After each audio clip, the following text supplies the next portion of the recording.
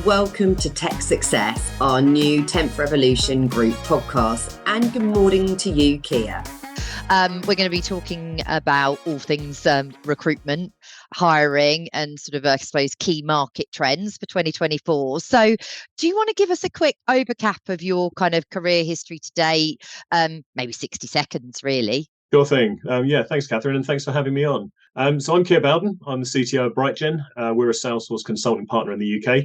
I've been in the Salesforce ecosystem since 2008 when I joined BrightGen as a consultant, and I was appointed CTO in 2011. Around the same time, I became a certified technical architect. I'm also Salesforce MVP Hall of Fame after 10 years in the program because I do a lot of this kind of thing, better known in the community as Bob Buzzard.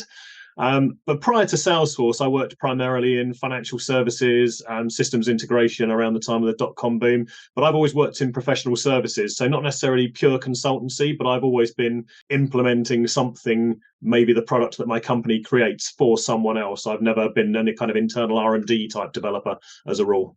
Okay, brilliant. So I suppose what we want to do today is drill down in what we see as the biggest skills gaps for 2024 within the Salesforce market. You've obviously got massive exposure to this. So tell us your thoughts. So I'm sure this won't come as a surprise. I think the biggest skill gaps are going to be around data and artificial intelligence. Every survey I read, doesn't matter who commissioned it, all I see is organizations saying they don't feel they have enough expertise internally in AI to use it effectively, to use it safely. They don't really understand machine learning. They haven't got the data scientists they need. That kind of set of skills seems to be lacking everywhere. And I don't think that's something we can just necessarily turn a handle and churn out, another 50,000 people with those level of skills. So I think that's going to be where the gap is. But I should caveat that because this is Salesforce, much of the heavy lifting will be handled by the platform under the hood. So we don't need data scientists probably in the same way that Google or Facebook need data scientists who are actually building these models under the hood. But the platform's pretty much on the technical side. It's taking care of some of that technical heavy lifting, but we still need expertise in these areas because we've got to advise stakeholders what we should be doing with these features. We've got to configure Salesforce correctly and securely to support the business, and we've got to train our users appropriately. So that's where I see the gap, definitely. Yeah, and that makes sense. We're doing an awful lot of work in our sister brand, Revelant, around training and deploying people, for example, in data cloud, because anything that's new to the market always has a really strong sort of skills gap, doesn't it? And I suppose for the viewers out there, what can they be doing personally to get themselves kind of upskilled? Sure. So I think in the Salesforce world, Trailhead's always a given, right? And it seems like we've got some reasonably good content on Trailhead now. That does feel like that lagged the features a bit, probably because everything's moving so quickly. But I think the downside to Trailhead is it gives you a very narrow and Salesforce-centric view of this world. So I think it's useful to have a grounding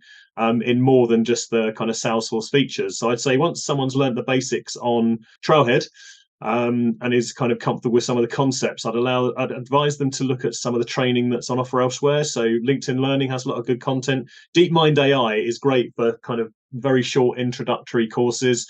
Google Cloud Platform's got a lot of short introductory courses as well, and there's probably more out there. And what those let you do is get a little deeper into the tech, understand a bit more about how these things work under the hood. You don't need to become an expert. You're not necessarily going to be building and training these models and architecting them from scratch. But knowing some of the technology behind it allows you to understand, for example, why a model is behaving as it is. When if you don't have that knowledge, it seems very counterintuitive that it would be responding to the prompt that you've given it. Yeah, no, it's always good to get into the detail, isn't it? And so I suppose advice-wise, if you were starting your career in Salesforce or tech, what would be your sort of top advice or tips? So what I'd say at the moment, for those starting their career right at this moment in time, is that things are tough right now, especially at the entry level. It does feel like at the moment, which is quite unusual, supply is outstripping demand, certainly at that entry level, and there's a lot of competition for those roles. So my first piece of advice would be to have reasonable expectations. Regardless of what Salesforce marketing might be telling you, you're probably not going to have a bunch of employers in a bidding war at this moment in time. I'm sure that will change. It will come back, but at the moment, it's just a little bit quieter than we've been used to in the last, 15 years.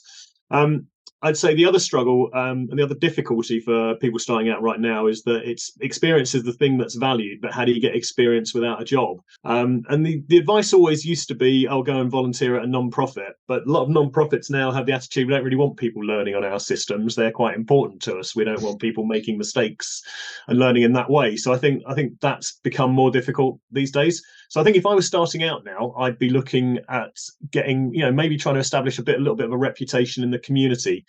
So contribute to the Answers board, Salesforce Answers board, maybe Stack Exchange, do some open source work, do some blogging, get a little bit of a presence, because that is going to give employers something to look at and see that you've made the effort. They can look at your work, they can examine your work. So it shows that you're building things, you're gaining experience, albeit it's not necessarily in a exact commercial circumstances, is still valuable and useful experience, and it gives them a better way to judge you. It allows you to separate yourself from everybody else that's applying off the back of having a particular course, particular qualification, etc. No, I think that's a great advice, and it's something similar that came up in our Women in Tech kind of user group recently, actually. So the other one was all around kind of, I suppose, getting that mentor that could sign off potentially some of your kind of work or thoughts. So right. Interesting, really interesting.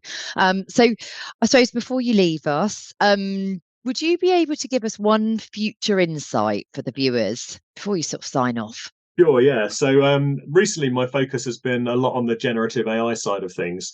And so I'm going to go with a prediction around that, because I think, although it seems to us like things have moved really quickly up to now, my prediction is it's just going to move faster. It's going to speed up. It's not going to be something that plateaus for the foreseeable future. And I think that means a really interesting time for those of us in the Salesforce ecosystem, because their product set is going to have to move quickly to keep up. We're going to have to move quickly to keep up with that. And there's going to be loads of kind of new to us concepts that we're going to have to learn and figure out how to explain to Salesforce customers so that they can benefit from it.